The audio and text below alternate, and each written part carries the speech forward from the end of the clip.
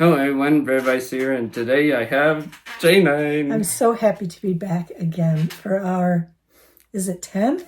11th. 11th? Yes, so our 11th Wow, collaboration. how could that be? That's a lot. Okay, well, happy to be here anyways. And for this collaboration, we did minifig habitats, and Yeah, we did minifig habitats.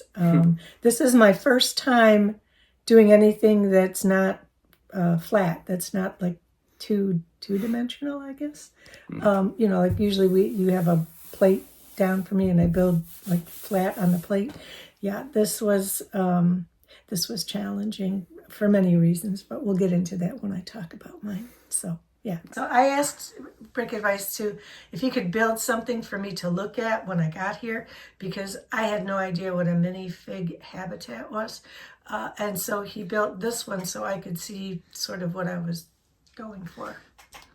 I love this. Okay, there's a window, and it looks like it's obviously some kind of place where they take mug shots of the criminals, because there's a policeman with a camera and a green-haired bad guy. And I think that's just marvelous. So thank you for doing that. now let's show each of our creations.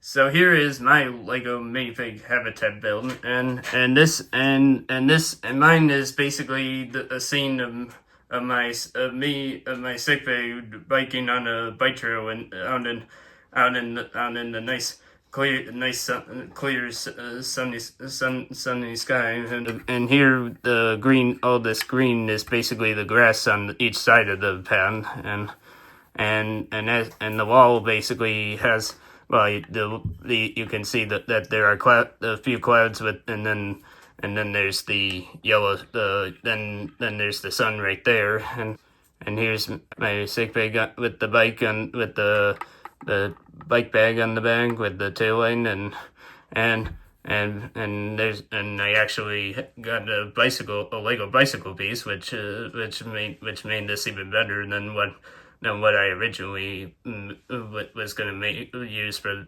this, and it turned out pretty awesome. I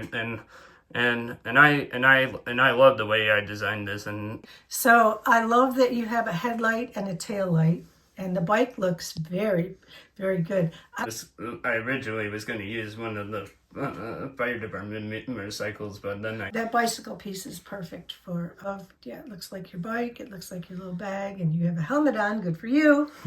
Okay, it looks great. And I definitely say definitely give it a 10 out of 10 for creativity, and the design is definitely 10 out of 10 also.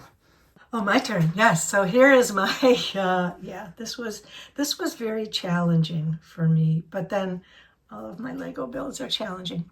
So my first problem was that the base that you gave me is an 8x8. Yes. But really it's 8 on one side, and then the other side just has 7. I mean, it sort of has 8, but it really only has 7. And so this part was really easy to do because those are just all 8s. Then I had to piecemeal all of this to try to get, and the same thing with the little lids on the top and all of that. So not to mention the fact that my partner here had all of his bricks chosen before I got here, and I had to dig through bins and try to find what I needed, but that's okay. So then I decided, since I do a lot of crafting, like I spin yarn and I have I weave and all of that, I thought maybe I'd make a sculpture. So that's what that is, kind of like a little totem pole kind of sculpture.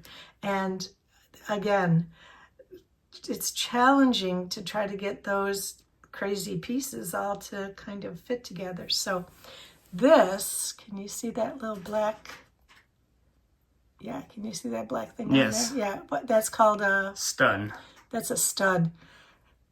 Studs were my salvation when it came to my my sculpture piece. So it has like a couple little faces there and some crazy stuff on top, and there's me, the sculptor person.